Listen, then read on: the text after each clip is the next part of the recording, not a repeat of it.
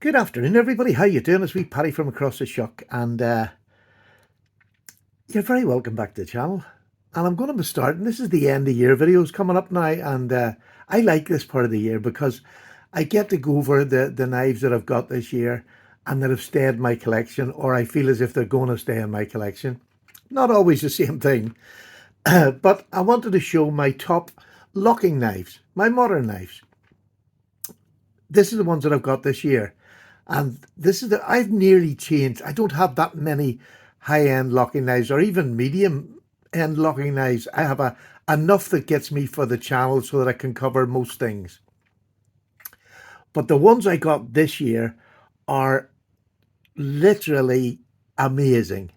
And maybe a couple I can see me trading or moving on somewhere, but most of them are going to stay in my collection forever because they're knives that some of them I'd let go and I've got back again, and they're not going away again because I missed them terribly. So, but I'm going to start, and I'm just going to run through them pretty quickly. If you ever, any of the ones that you see there and you want to see a more in-depth review on them, please let me know and I'll get round to doing that for you. And this one is going to be the starter. I got this year from Polish Custom Knives. This is a Herman micro sting. Yeah, micro sting. And it is just absolutely the bomb. It is a beautiful knife. I can get 4 fingers on this. I used the whole of this handle, but it is such a comfortable knife in hand. Although it's the micro, and it is much smaller than the larger ones. I've had the larger one and I adored it. But this one just blew the larger one away because of this blade. Look at that blade steel. I mean, I've done reviews in these, so I'm not going to go through it. The Damascus here, the Damasteel there. This is a powdered metal as well, so this is really usable. It's just a stunning knife. The milling on it, just the perfection of everything. Look at that. Look at that going into the oh, I can't even think what I'm talking about.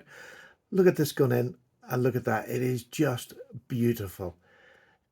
It's nearly drop shotty, and I don't push to be drop shotty, to be honest with you, but listen to this. Ah, the perfection in this knife is just beyond belief.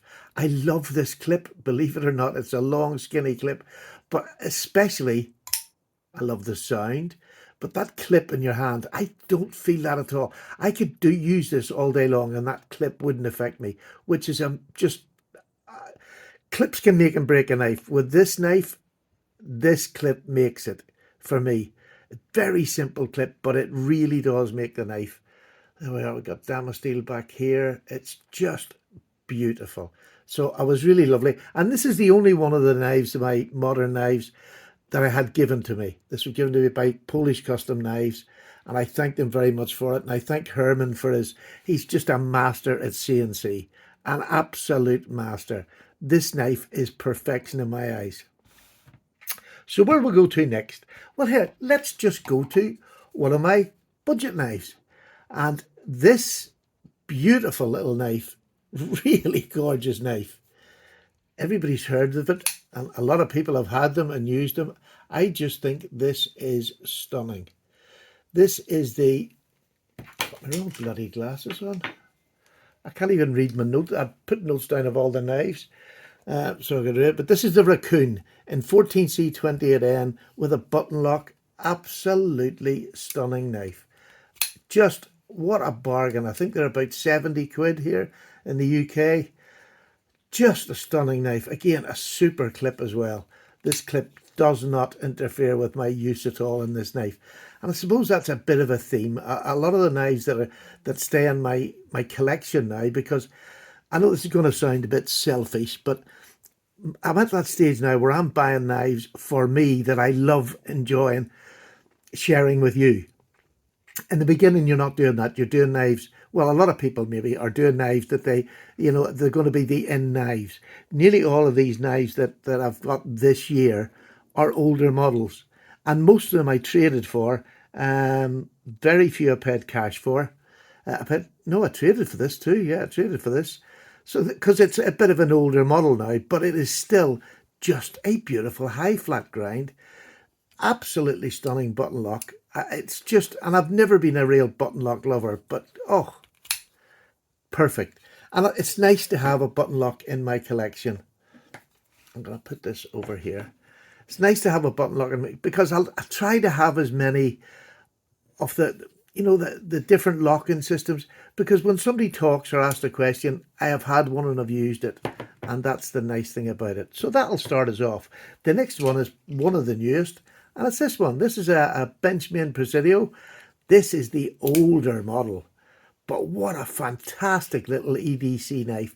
The grip on this, just plastic scale covers, just, or FRN, whatever they are. But it is a lovely, lovely little knife.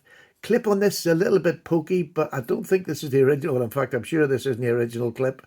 I would probably put a flatter Benchmade clip on it, to be honest. But I really didn't buy this for use, and I will use it. But it's going back to them old times when 440C, people appreciated 440C. And I still do. I still think it's a great steel. But this is just a beautiful... with the axis lock. I'm trying this under a camera, but it is stunning. I bought this brand new in box at the knife show I went to this year, and I got it for £50, which was just a bargain. Brand new in box. I just love it. And I love the fact that it's 440C on it, strangely enough. Because, I don't know, it's nostalgic. When I started collecting, 440C was my favourite blade steel. One, I was learning to sharpen, and it's a perfect steel to learn to sharpen with.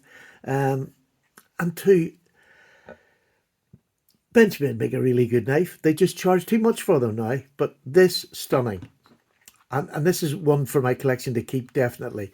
This is sort of, each year I try to buy a medium price knife that's going to stay for the year. Last year I had a Kaiser, which was amazing. This year we're going for a Vostede. Next year, who knows what it will be. So this will go when I get a replacement next year. But until then, if it's not a button lock, it would stay. But we'll see how that goes next year. I think the button lock craze is maybe on the way out. Don't quote me on that. Here's a knife that's a 2017 with a Punisher. This is the old Link, and it's not the old Link. It is the old Link shape and size, but this has 20 CV on it. This was a special run. I bought this this year. I bought it or traded it, I can't remember. Listen to that. That is just stunning. I never had them when they came out originally. They were just too hard to get here, too expensive. But I bought this from somebody over here, and it's not hard to push in at all.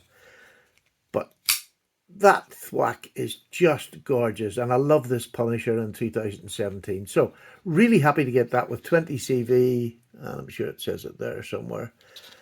Just adore it. It really is lovely to have this as an option, because I do like this assisted knives, although we're not allowed them over here. This one doesn't leave the house. It's just, you know, it's just for me in my little personal collection here. Next, what should we go to next? We'll go to this one, because this was a bit of a, I'm not going to say grail, but this is a knife I really, really wanted. I have the slip joint version of the XM18, and I adore it. But I wanted the big one to see just what it was like. Was this as good as the people I'd watched enjoyed it? This, oh, terrible. This I finger flick backwards because it's easier than trying to do the thumb studs, because it's very, very tension sensitive on this. So, but I like doing that anyway. The middle finger just opens it up beautifully. Look at that knife. I mean, it's the slicer version. So, I mean, when I say slicer, this is a bigger knife. This is for working knife. We took this down the woods and I used it on wood, and it was fantastic. Absolutely fantastic. I just loved it as a hard use knife. That's exactly what it is. Big lump of titanium. Titanium on this side, and also a full G10. And look at this is what makes this. This jigging on this G10 is just absolutely super. I get a full 4 fingers down here, but I can sneak up when I want to do something small. I adore this knife. Can't see it leaving my collection. It would only leave if I traded it for another Hinderer, because I do like the Hinderer knives very much so. We'll put that at the back because it's big. Now we've only 2 more to go, and these are 2 that I bought back again. I've had them in my collection before, and I bought one of them. I've had about 4 of them, but this one is staying, he says. So the first one is the Spidey Chef. I love the Spidey. I had this a few years ago. I loved it, but I had to sell it. It was, it was a lot of money sitting about. These were about 290, 300 pounds when they first came out. This is the LC200 version with the upgraded screws and whatever in it. And this one I bought secondhand or traded. I think I traded for this, or maybe a bit of both. No idea. No idea. I do an awful lot of trading and buying secondhand now, which is definitely for me the way to go, because I'm getting a better quality of knife. All right, it might be not the in thing at the moment, but this is just a super knife. I use this in the kitchen. Is it super thin behind the edge? It's thin enough for anything I'm ever going to need to do. Again, I keep saying it, I never slice a tomato very thin. I do it in the quarters and that's it. So I don't need it to be like chef style, but it is the Spyderco Chef, the Spidey Chef. It is just beautiful. Frame lock, but it is just a gorgeous knife. Not particularly drop shotty, but that doesn't bother me. I'm not a drop shotty lover. If it does it, well, fine, it looks good, but this is more my style of knife. Just open and close it. I usually close it like that anyway. So I got that back in my collection this year, and it's just been a joy having it back. A real joy. And now the last one to make up this, and this is nearly my whole collection. I think I have over in that drawer, I think I have about 3 or 4 more locking knives. Now I've got a few backlocks, so quite a few backlocks actually, but I'm just talking in the modern sort of era of knives. I think I've got about 3 or 4 more in there, and that's all my locking knives completely now. But when you look at this, I'm covered for anything I want to be covered. The last thing that I've had about 3 or 4 times, I've run it down because it frustrated the life out of me, is this, the Bugout. And I got this one. This was the field sharpener version. What do you call it? Worksharp. The Worksharp version they brought out with yellow scales. But I bought it off the person who had bought that knife, because this is in 20 CV as well, who had bought that knife and then put these titanium scales on it. And oh my gosh, are they the best titanium scales? And I put he put this bench clip on, I think. Or maybe I did. No idea. But this gets used. It's actually dirty at the minute. I should have cleaned it. This gets used. I love using this. When the Benchmade Bugout first came out, it was at a reasonable price. It was dear, but it was a reasonable price. It was just over the £100, I believe. But 113, 115 when it first came out. And that was the basic one with the squishy covers, which didn't bother me in the slightest at all. I never found it affected. It was a light use knife. But these titanium scales, this is what the Bugout should have been. I know it was a gimmick. It was under 2 ounces, and it was a gimmick. And to be honest with you, it was a great gimmick because they have sold thousands of them, and they're still selling them. But this as a knife for a collection with the titanium scales, and like I paid an awful lot less for this, or I traded an awful lot less for this. Because the one thing when you do trade knives, you might invest a lot of money into a knife, but you very rarely get it back when you resell it. And I think that was the case when I done this. The fellow was quite happy with what we done in the trade. I just adore this knife now. It doesn't even look like a Bugout in my eyes. I look at it, but it still has that nice thin behind the edge, thin stock, immaculate. I had a Bugout that I bought in AliExpress that I used to use for doing comparisons, size comparisons. Well, this came, it had gold thumb studs, and it had a backspacer in gold. I took the red thumb stud and the backspill off my AliExpress one that cost me about £6 to £9, can't remember what it was, and put them on this, and I love the red on them. I just adore it. It just gives it that little flash. So it was well worth buying that Bugout just to get these. Do you know what I mean? It was cheaper than buying these separate. So again, I don't like the mod knives that I get as much. I might put something simple on it, like a thumb stud. But to me, in my mind, if you're buying a knife to completely remod it and put scales on it, you've bought the wrong knife. Or you like doing that sort of thing, and that's absolutely fine. We can all do whatever we want. But for me, in my head, if I buy a knife, especially at these sort of prices with a titanium scales and 20 CV, this is a superb knife that would last me my day now. It really will. It's just a super lightweight summertime knife, anytime knife, but summertime especially, to throw in your pocket. It's still not heavy. You know what I mean? Well, let's just see. I can't even remember now. I think I've done it when I done it, and I was surprised at just how not heavy it was. Sure, that makes sense in somebody's head. Now, come on then. There we go. Let's see what weight it is. It is 2.3. So, it's about 0.5 of an ounce. A bit heavier. Can you feel that in your pocket? Maybe just ever so slightly if you really concentrate, but I don't concentrate. I love it. I love the larger clip on this. It's more comfortable in the hand for me with that larger clip. The wee small clip, although it works functionally, but I just don't like it. But I suppose this is the knife that I've run down. Because they shoved the price way up just for a basic model now is about £170. Which is just ridiculous for the plastic knife and all. But with the titanium and the 20 CV, that I got this at and it was a fantastic deal. There's no doubt about it. And it's the Bugout that I always wanted. There we go.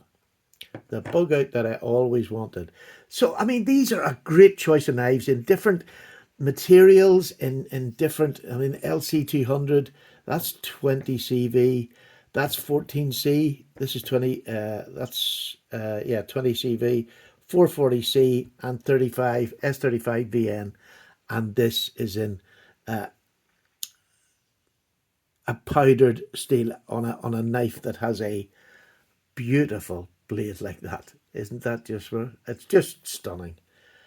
So, to be honest, I think I'm covered for nearly anything. It would take something special to take any one of these out of any one of them 5 out of my collection. It would take something very special. These other 2 might go. They might go. I do like this. I don't think I'll let this go. But this hopefully will change if I find a better button lock next year than that. And that's going to be a hard job because that little raccoon is just superb. Superb. So I hope you like the knives that I bought this year. This is a lot of knives. I'm going to go through the rest of my collection over the next few weeks leading up to Christmas. But I mean, if you're thinking of buying one for Christmas and you'd like me to do a more in-depth review, please let me know and I'll definitely do one for you. But I would recommend any one of these to anybody as great knives. They are all great knives. I love them. This is more of a nostalgic piece. But yeah, I just love all that. And I love the variety that I've got in my collection now. I think that's more important to me than having, all high-end ones. I like the variety. So there you go, folks. Take care. Paddy's away for a wee cup of tea. Oh, gosh, I've gone on a wee bit. But there again, it's my year's worth of knives that I've really enjoyed and kept in my collection. Bye-bye. Have a lovely day. See you for the next one. Bye now.